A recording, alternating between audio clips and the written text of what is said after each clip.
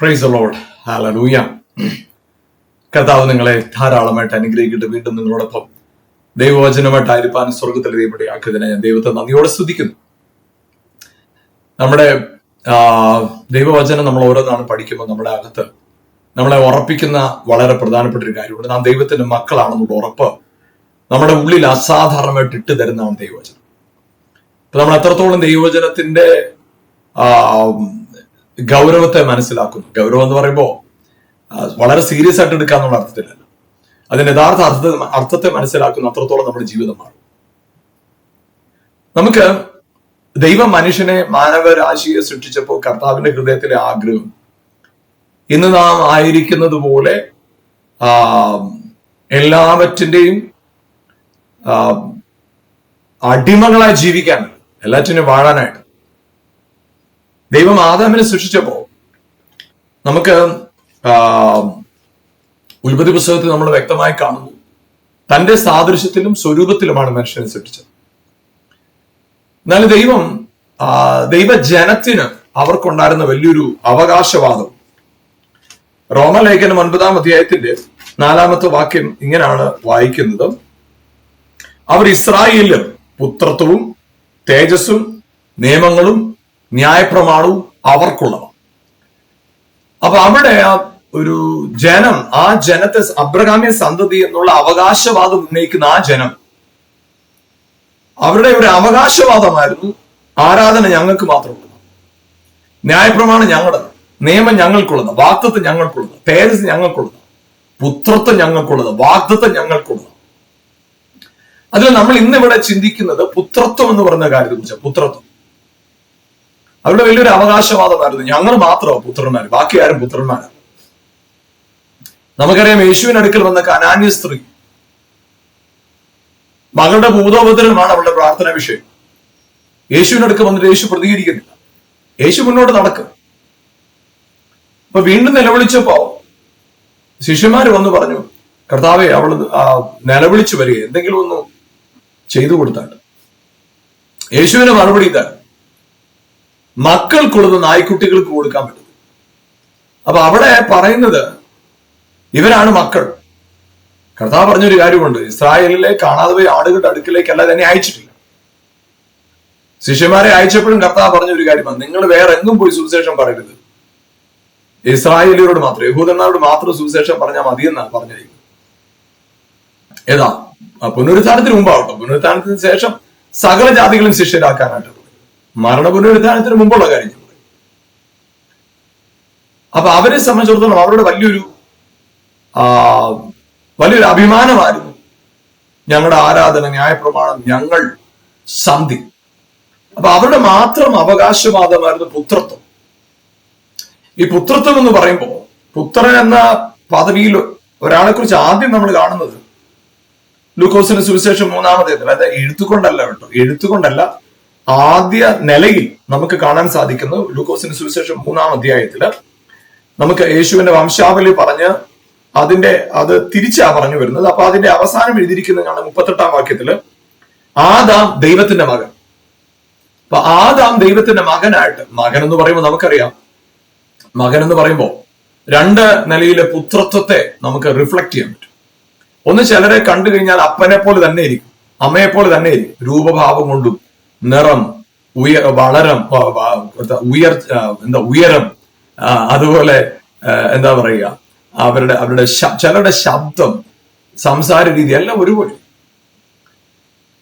എന്നാലും ചിലർ രൂപഭാവം കൊണ്ടൊക്കെ എക്സാക്ട്ലി അമ്മയപ്പനെ പോലെ ആയിരിക്കും, പക്ഷെ സ്വഭാവത്തിൽ ചിലപ്പോൾ അങ്ങനെ ആയിരിക്കും.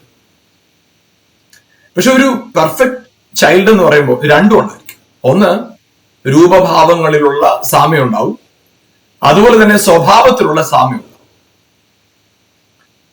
അപ്പൊ ഇത് രണ്ടും കൂടെ ഒരുമിച്ച് വരുമ്പോഴാണ് ആ മകൻ എന്ന് പറയുന്ന ആ ഒരു, എന്താ പറയുക, ആ കൺസെപ്റ്റിന്റെ പൂർണ്ണത ഉണ്ടാകും. പുത്രൻ എന്ന് പറയുന്ന ആ കൺസെപ്റ്റിന്റെ പൂർണ്ണത ഉണ്ടാകും. നമുക്കിവിടെ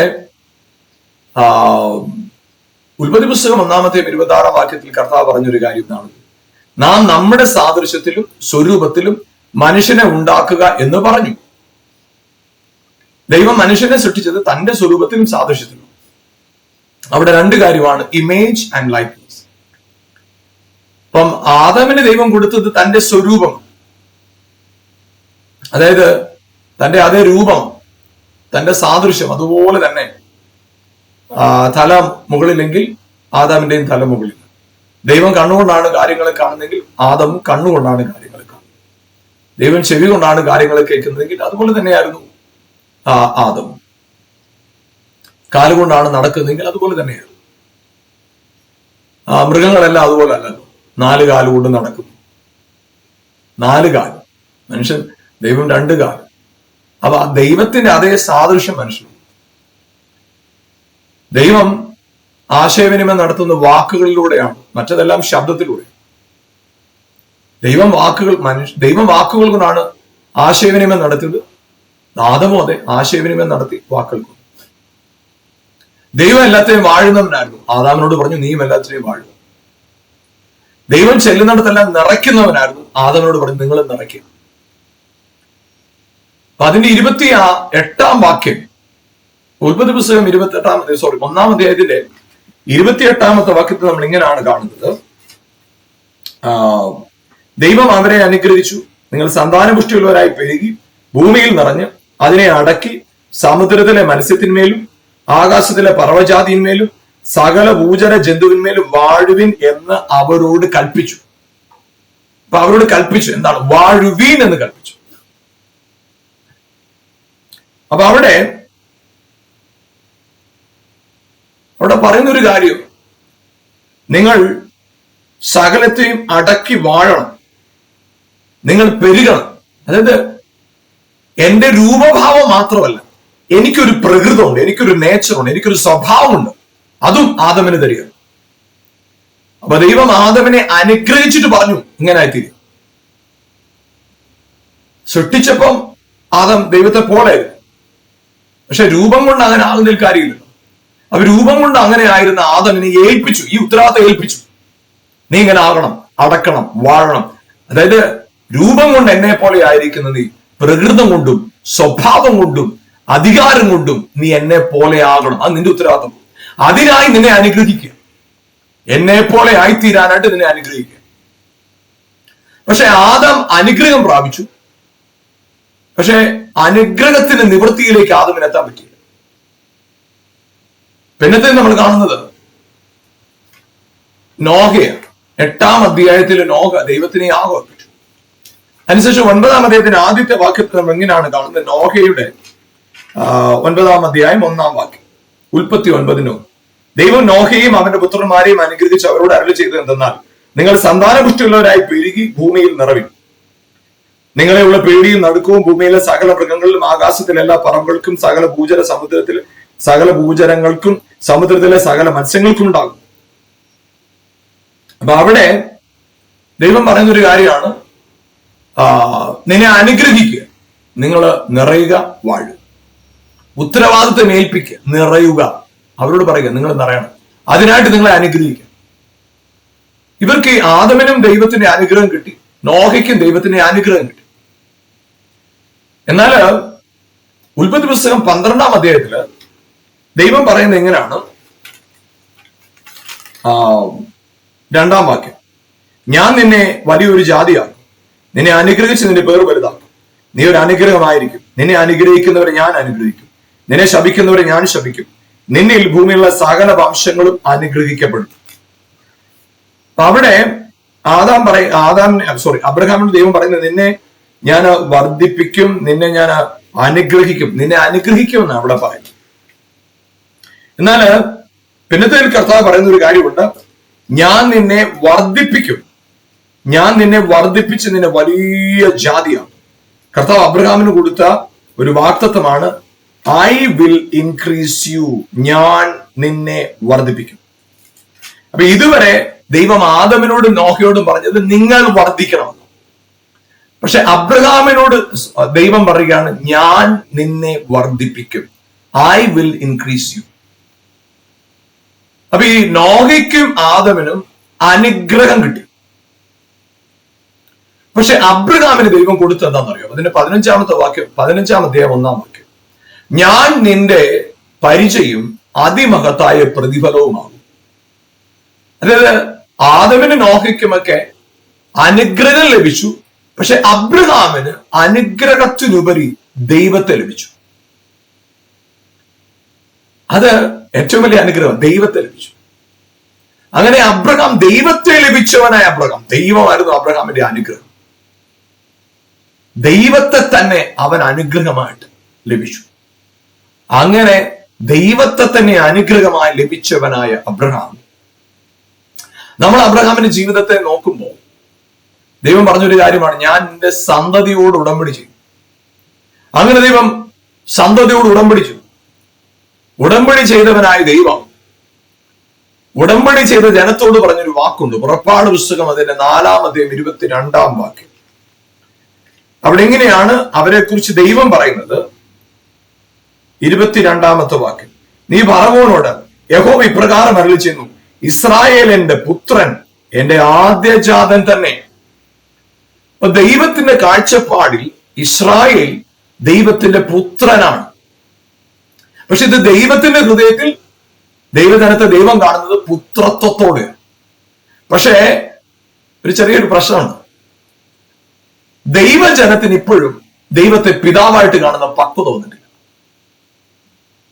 അതുകൊണ്ട് അവര് തുടർന്ന് മിസ്രൈമിൽ നിന്ന് പുറപ്പെട്ടപ്പോഴും, ചെങ്കടലിന് മുമ്പിൽ വന്ന് നിന്നപ്പോഴും, ഭക്ഷണമില്ലാതിരുന്നപ്പോൾ, ഫറവോൻ പുറകെ വന്നപ്പോൾ, വെള്ളത്തിന് പ്രയാസം ഉണ്ടായപ്പോൾ,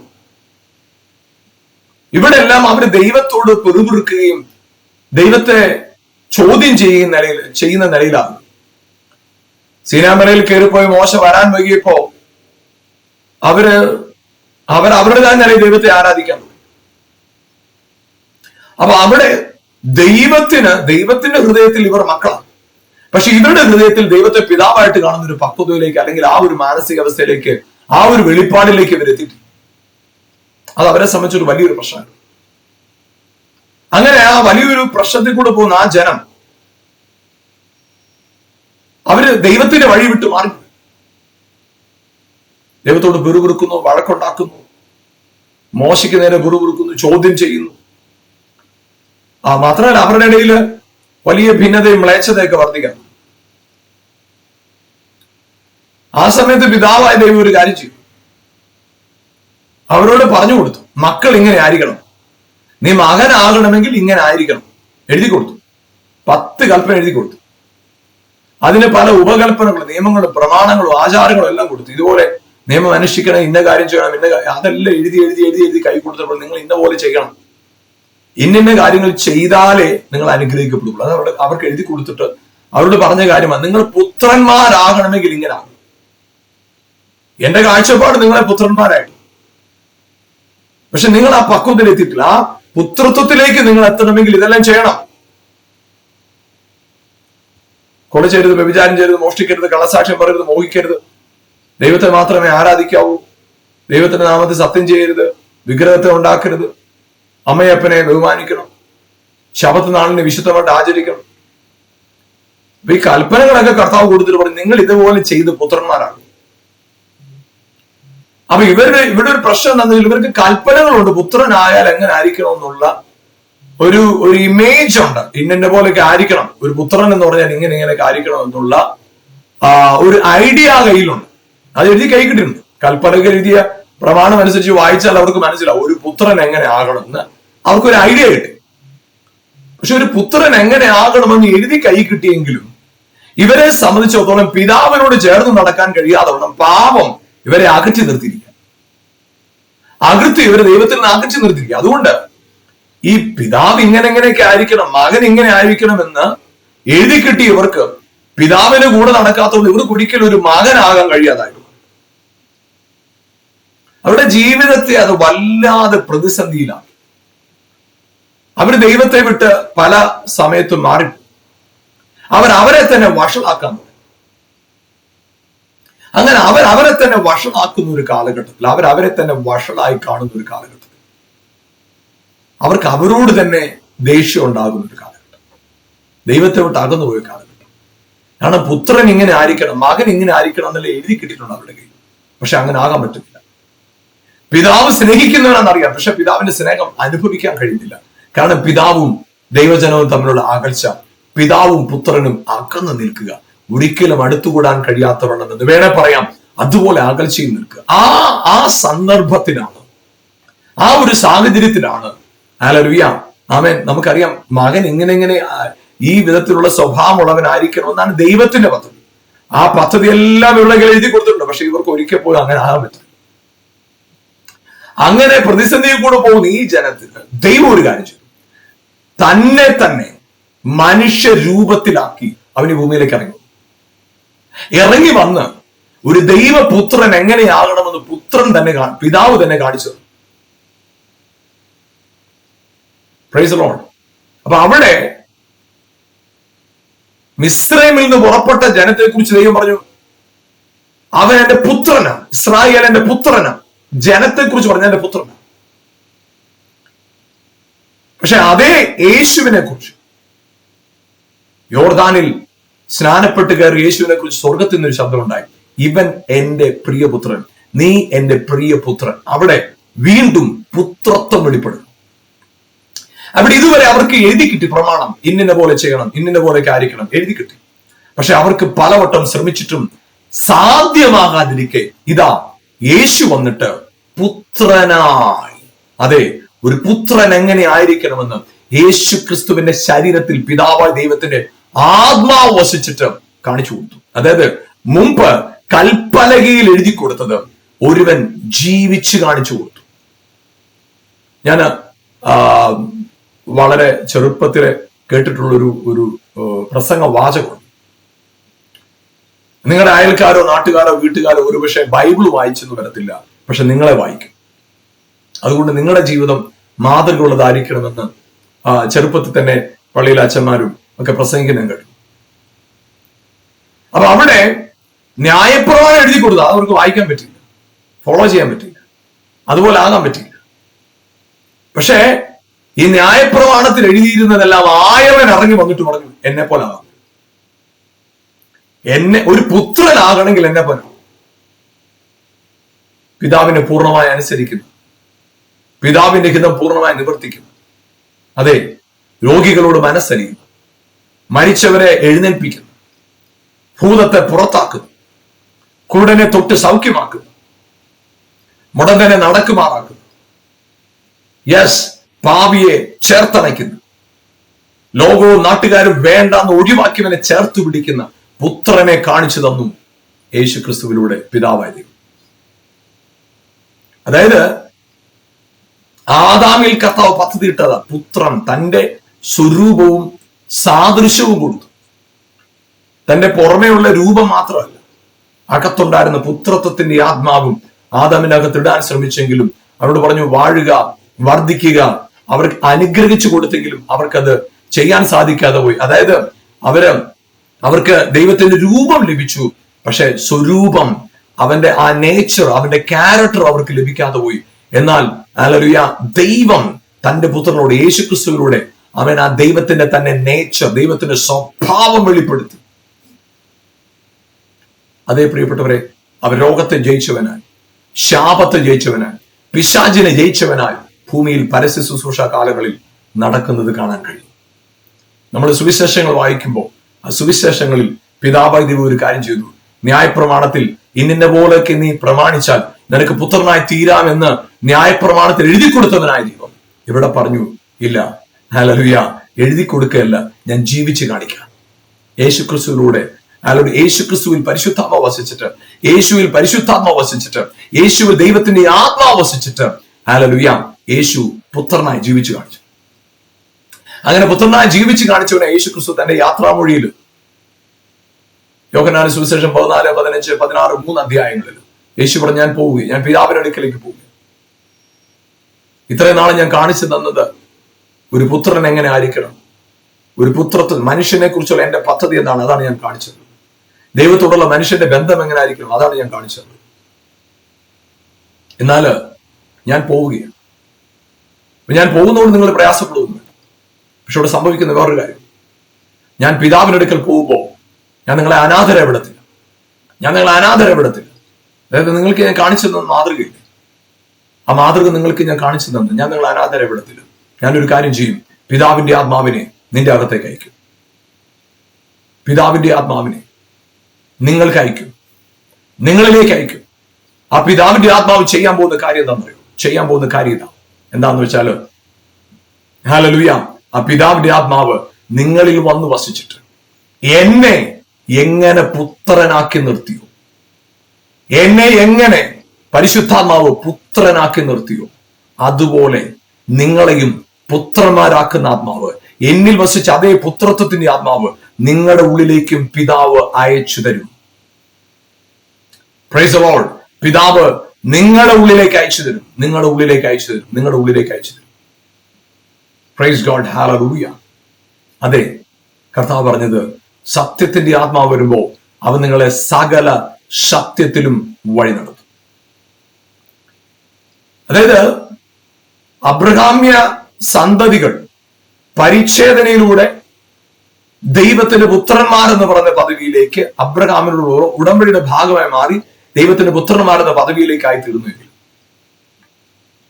ദൈവജനം, പുതിയ നിയമവിശ്വാസി, ക്രിസ്തുവിലെ വിശ്വാസത്താൽ, ഗലാത്യലേഖനം 3:29 പറയുന്നു, നിങ്ങൾ ക്രിസ്തുവിനുള്ളവരെങ്കിൽ നിങ്ങൾ അബ്രഹാമ്യ സന്തതി. യേശു ചോദിച്ചു, എല്ലാവരും എന്നെ കുറിച്ച് എന്താ പറയുന്നത്? പല മറുപടിയായിരുന്നു. എന്നാൽ യേശു അവരോട് ചോദിച്ചു, നിങ്ങൾക്കുള്ള അഭിപ്രായം എന്താ? മറുപടി ഇതായിരുന്നു, നീ ജീവനുള്ള ദൈവത്തിന്റെ പുത്രനായ ക്രിസ്തു. അതായിരുന്നു മറുപടി. നീ ജീവനുള്ള ദൈവത്തിന്റെ പുത്രനായ ക്രിസ്തു. അതായിരുന്നു മറുപടി.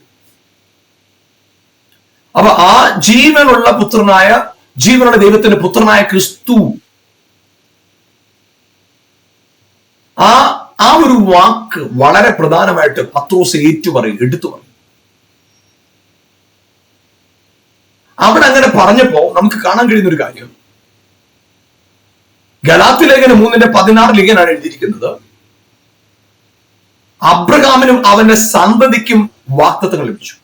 സന്തതികൾക്കും അനേകരെ കുറിച്ചല്ല, ഏകനെ കുറിച്ച് അത്രയാണ് പറയുന്നത്. അത് ക്രിസ്തു തന്നെ. That is Christ. അത് ക്രിസ്തുവാണ്. അപ്പൊ അവിടെ നമുക്ക് കാണാൻ കഴിയുന്ന ഒരു കാര്യം എന്താ? അബ്രഹാമിനും സന്തതിക്കും ലഭിച്ച വാഗ്ദത്തം, അത് സന്തതി എന്ന ഏകനെ കുറിച്ച് അത്ര പറയുന്നത്. That is Christ. അപ്പോ സന്തതി, പുത്രൻ, ഇസ്രായേലിനെ പുത്രൻ എന്ന് പറഞ്ഞിട്ട് ഇവിടെ പറയുകയാണ് ക്രൈസ്റ്റ്, ക്രിസ്തുവാണ് സന്തതി. അപ്പൊ നമ്മൾ ക്രിസ്തുവിലായപ്പോ നമ്മൾ അബ്രഹാമിന്റെ സന്തതികളെ, സീഡ് ഓഫ് എബ്രഹാം ആയി. അപ്പൊ ദൈവത്തിന്റെ മക്കളായിട്ട് മാറി ക്രിസ്തുവിലായപ്പോ. അതായത് എങ്ങനെയാണ് നമ്മൾ ദൈവ മക്കളായെന്ന് അറിയാമോ? അബ്രഹാമിന്റെ മക്കൾ എന്ന് പറഞ്ഞ പദവിയിലേക്ക് എത്തിയത് പരിച്ഛേദനയിലൂടെയാണെങ്കിൽ, പിന്നത്തതിൽ നിയമം കൊണ്ടവരെ മക്കളാക്കാൻ ശ്രമിച്ചെങ്കിൽ പരിച്ഛേദനയിലോ നിയമത്തിനോ സാധിക്കാതിരുന്നത് ക്രിസ്തുയേശുവിലൂടെ പരിശുദ്ധാത്മാവ് സാധ്യമാക്കി. പരിശുദ്ധാത്മാവ് ഇന്ന് നമ്മിൽ വസിച്ചിട്ട് പുത്രത്വത്തിന്റെ ആത്മാവേ, പുത്രത്വത്തിന്റെ സ്വഭാവം, പുത്രത്വത്തിന്റെ പ്രകൃതം, പുത്രത്വത്തിന്റെ ജീവിത രീതി, ഹല്ലേലൂയ, പുത്രത്വത്തിന്റെ അധികാരത്തോടെ നമ്മൾ നിർത്തിയിരിക്കുക. അതുകൊണ്ട് പ്രിയപ്പെട്ടവരെ, ഒരു വിധത്തിലും ഹല്ലേലൂയ നിങ്ങളെ തൊടാൻ, നിങ്ങളെ തകർക്കാൻ പിശാചിന്റെ ആധിപത്യത്തിനോ പിശാചിന്റെ പദ്ധതിക്കോ impossible. That is impossible. That is impossible. Hallelujah. അതുകൊണ്ട് പ്രിയപ്പെട്ടവരോട് പറയുകയാണ്, അവർ ഇസ്രായേലിൽ പുത്രത്വം അവർക്കുള്ളതാണ്. എന്നാൽ യോഹന്നാന്റെ സുവിശേഷം 1-ാമത്തെ കർത്താവ് പറഞ്ഞു, അവനെ കൈക്കൊണ്ട് അവന്റെ നാമത്തിൽ വിശ്വസിക്കുന്ന ഏവർക്കും ദൈവമക്കളാകുവാൻ അധികാരം ലഭിച്ചു. റോമാലേഖനം 8-ാം അധ്യായത്തിന്റെ 15-ാം വാക്യം പറഞ്ഞു, പിന്നെ നിങ്ങൾ ഭയപ്പെടേണ്ടതിന് ദാസ്യത്വത്തിന്റെ ആത്മാവിനെ അല്ല, അബ്ബാ പിതാവ് എന്ന് വിളിക്കുന്ന പുത്രത്വത്തിന്റെ ആത്മാവിനെ നിങ്ങളുടെ ഉള്ളിൽ പകർന്നിരിക്കുക. നമ്മൾ മക്കളായി മാറി, പുത്രന്മാരായി മാറി. Praise God. എങ്ങനെയാ? ആത്മാവിനാണ്. അതേ പ്രിയപ്പെട്ടവരെ, ഇന്ന് പുത്രത്വം സകലർക്കുമുള്ളതാണ്. ഹല്ലേലൂയ.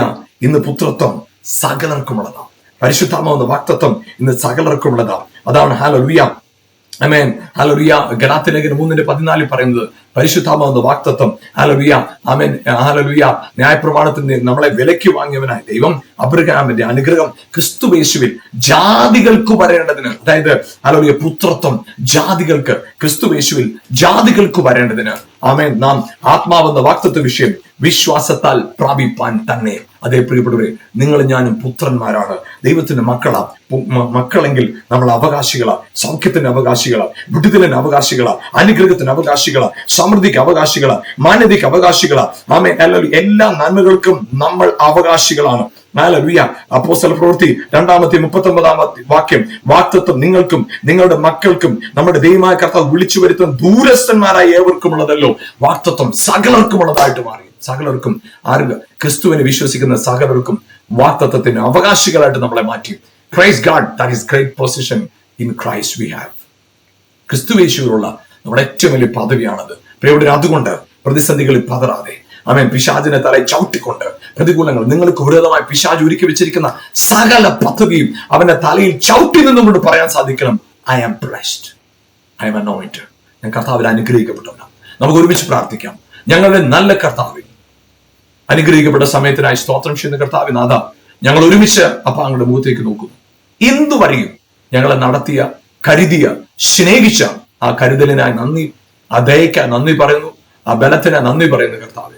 അപ്പൊ പുത്രത്വം ഞങ്ങൾക്ക് തന്നപ്പോ യേശുവിന്റെ നാമത്തിൽ കർത്താവ് അസാധാരണമായി, അതായത് കർത്താവ് സ്വർഗീയ ആമേൻ പൗരതയോടുകൂടെ സ്വർഗത്തിലെ പൗരന്മാരായിട്ട്, ആമേൻ ദൈവഭവനത്തിന്റെ പൗരന്മാരായിട്ട് ഞങ്ങളെ മാറ്റിയതിനായിട്ട് നന്ദി കർത്താവ്. ഇന്ന് ഹല്ലേലൂയ, എന്നെ കണ്ടുപിടിക്കുന്ന പ്രിയപ്പെട്ടവർക്ക് നന്ദി പറഞ്ഞു. യേശുവിന്റെ നാമത്തിൽ അവർ മക്കളാണെന്ന് തിരിച്ചറിയട്ടെ. യേശു ക്രിസ്തുവിന്റെ വിശ്വാസത്താൽ മക്കളാണെന്ന്. മക്കളെങ്കിൽ രോഗസൗഖ്യം അവരുടെ അവകാശമാണ്, അനുഗ്രഹം അവരുടെ അവകാശമാണ്, ഉയർച്ച അവരുടെ അവകാശമാണ്, നന്മ അവരുടെ അവകാശമാണ്, അഭിവൃദ്ധി അവരുടെ അവകാശമാണ്. ഇന്ന് യേശുവിന്റെ നാമത്തിൽ അവർക്ക് വിരോധമായി നിൽക്കുന്ന എല്ലാ പിശാചിന്റെ പദ്ധതികളെയും എന്നേക്കുമായി കീഴ്പ്പെടുത്തുന്ന കർത്താവ് യേശുവിന്റെ നാമത്തിൽ രോഗബന്ധനങ്ങൾ അഴിയട്ടെ കർത്താവെ. അവർക്ക് ആമേൻ സ്വാതന്ത്ര്യം പ്രാപിക്കാൻ കഴിയാത്ത പാപ സ്വഭാവത്തിൽ നിന്ന് അവർ പുറത്തു വരട്ടെ, ഭയത്തിൽ നിന്ന് പുറത്തു വരട്ടെ, നിരാശയിൽ നിന്ന് പുറത്തു വരട്ടെ.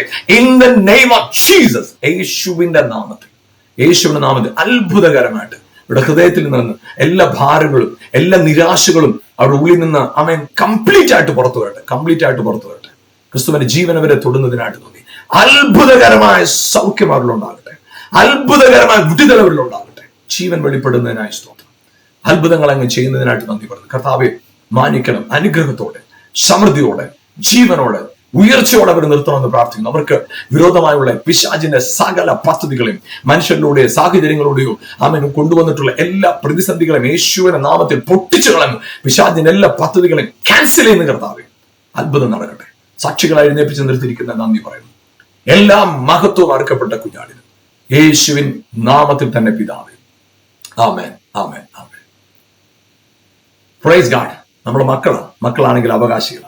പ്രിയപ്പെട്ടവരെ, മക്കളായതുകൊണ്ട് തന്നെ സൗഖ്യം നിങ്ങളുടെ അവകാശമാണ്, വിടുതൽ നിങ്ങളുടെ അവകാശമാണ്, ജയം നിങ്ങളുടെ അവകാശമാണ്. തിരിച്ചറിയാം, ആ അനുഗ്രഹത്തിൽ വാഴാം, ആ വിടുതലിൽ നിലനിൽക്കാം. പരിശുദ്ധാത്മാവ് നിങ്ങൾ എല്ലാവരെയും ധാരാളമായി അനുഗ്രഹിക്കട്ടെ. God bless you. ആമേൻ.